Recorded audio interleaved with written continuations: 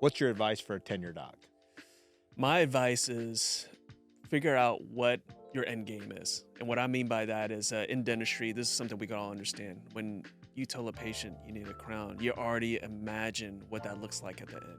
Mm-hmm. You don't go and like, hey, let me prep this and let's see what happens, right? But yet in our careers, that's literally what people are doing. They're like, I'm just gonna keep working until I just fall over. Like literally, I've heard people say, I'll just keep working. And I tell them, I was die like, in the chair. yeah, literally.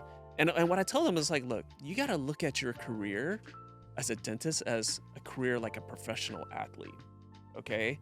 I mean, you have only a certain amount of time until your skills start going down. Right. X number of reps. Yeah. Your skills start going down. Mhm. And they're like, well, I'm not ready to sell or any of those things. I say, no. I'm not telling you to sell today. But you got to have that plan in your head. Because if you wait until your skills are going down, Yeah.